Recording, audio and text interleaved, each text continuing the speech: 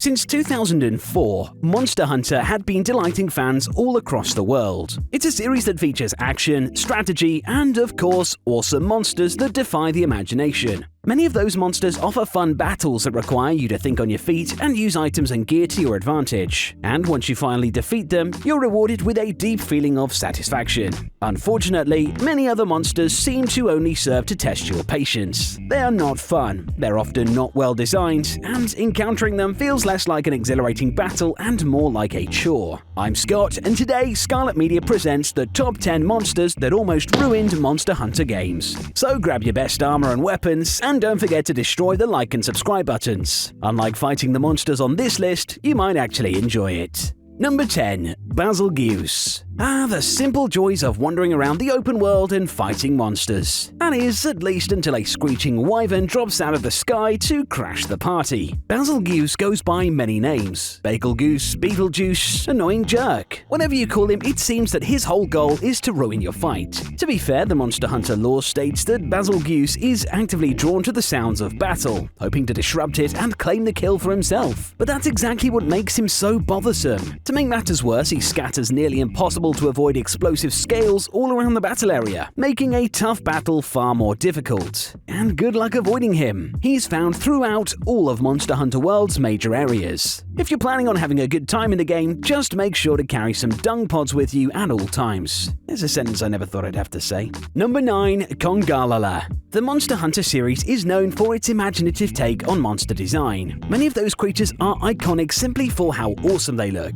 Congalala, though, is not one of them. Essentially, he's a pink gorilla with a hippo's head, giant claws for hands, and a weird tuft of fur on his head. Appearance-wise, he's not exactly pleasant to look at. But his design is nothing compared to his fighting style. He clumsily waddles around, haphazardly swinging at you with his claws and belly flopping you into oblivion. And maybe because he's mostly ape, half of his attacks are related to bodily functions, like passing explosive gas and flinging poo. The official Monster Hunter entry for Congalala states that they are extremely intelligent. You could have fooled us. Fighting Congalala isn't difficult per se, but it's not fun either. The icing on the cake is that his items don't even make fighting this abomination worth it. Maybe Congalala is Monster Hunter's attempt at humor, but with a monster this annoying, it just ends up, well, flopping. Number 8. Khezu. To be honest, it was hard to choose which monster to place in 8th place. Khezu or Gigginox. They both look like slimy chickens with a worm for a head. They both attack by flopping around aimlessly, and ultimately fighting either one of them is a chore. Khezu won its place on this list for 2 big reasons. It lets out a headache-inducing scream every couple of seconds, and there is no music to its encounter whatsoever. As always, the lore does give a reason for this. Khezu is blind, meaning he has to scream to echolocate. And since music only begins in Monster Hunter when a monster sees you, it makes sense that none would play. But that doesn't help the fact that Khezu's penchant for clinging to the ceiling and pinning you repeatedly make for a very long and boring fight. It's a bad sign when after defeating the monster, you feel more relieved that it's over than accomplished for winning. Number 7. Shogun Ceanataur. Crabs play a pivotal role in many video games. From World of Warcraft to the Elder Scrolls to Sonic the Hedgehog, crabs are often used as a way to build up your experience without much risk. They're boring and mostly annoying, but many games love to include them. And with Shogun Ceanataur, it turns out that Monster Hunter is no exception. At first, fighting Shogun seems like a simple thing. Sure, its fast, scuttling movement is unsettling, and its spin move is confusing for everyone. But once it gets angry, its already large claws double in size, making its attacks difficult to avoid and even harder to fight back against. They may not do much damage, but when you're constantly getting hit, the battle just drags on and on. Shogun Ceanataur may look more interesting than a traditional crab monster, but as it turns out, it's not. Number 6. Lunstra. With Monster Hunter monsters, even in the midst of a heated battle, there's usually a sense of fairness and balance. The fight may not be easy, but at least it seems possible. This is not the case with Lunstra. From the beginning of the encounter, she unleashes a torrent of nearly ceaseless attacks, from close-range fire and tail swipes to long-range blue magic dust. But worst of all is her Nova attack, which can get rid of you in a single hit. Even with other players helping in Monster Hunter World, Lunstra never seems like a fair fight. If you've never thrown your controller at your screen in a fit of rage, then battling Lunstra might just be the thing to put you over the edge. Number 5. Gypceros. As far as monsters go, Gypceros is impressive,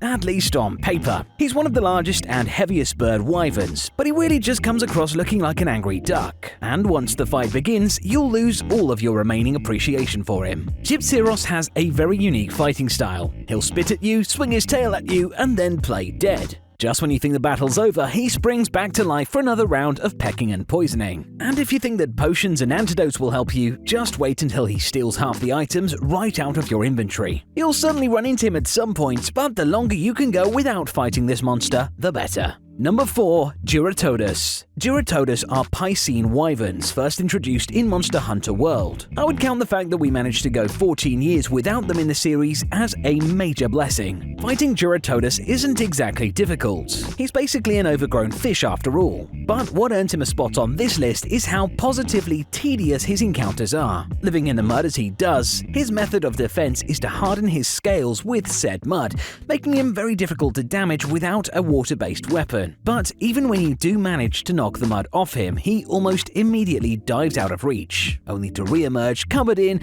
you guessed it, more mud. In a game as exciting as Monster Hunter, encounters with Jyuratodus just serve to grind your adventure to a lengthy halt. Number 3. Lavasioth. Beating out his twin fish monster by just a single shot, Lavasioth is to lava what Jyuratodus is to mud. He behaves similarly too, but instead of hardening himself with mud, he uses lava and rock, making the fight all that more long and painstaking. It certainly doesn't help that he lives in a melted rock, which means you can't even approach him until the timing is just right. He'll just nestle right into his pool of lava and shoot fireballs at you until he's good and ready to come closer. The fight is long, boring, and repetitious. It's no wonder that most players go to great distances out of their way just to avoid running into him. Plus, as if to add insult to injury, he's not even useful for items. Thanks for nothing, Lavasioth. Number 2. Kushala Daora. When you first encounter Kushala Daora, you could be forgiven for thinking that you were about to get into a really cool battle.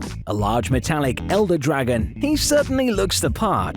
That is, until the fight actually begins. Kushala Daora is a dragon with a masterful command of the wind and air. Sounds pretty cool, right? But as it turns out, all that really means is that he can blow small tornadoes at you. Not just one or two either. At times, there will be many whirlwinds flying around the battlefield, making it impossible for you to stand up. And if you're a melee user, forget about it. Even ranged attacks are difficult, since he's lightning fast and the only place you can safely hit him are small areas on his head and tail. He's not technically the most difficult dragon in the game, but given how frustrating it is to fight him, he's certainly no fun. Before we battle our way into the number 1 spot, be sure to hit the like button. And if we missed your least favorite monster in the series, be sure to let us know in the comments. Number 1. Plesioth. Oh, Plesioth, the bane of hunters everywhere for nearly 2 decades. This flightless fish monster with wings isn't just annoying because of its inherent difficulty or its location. Instead, it seems like the developers of Monster Hunter gave Plesioth the unique ability to deal damage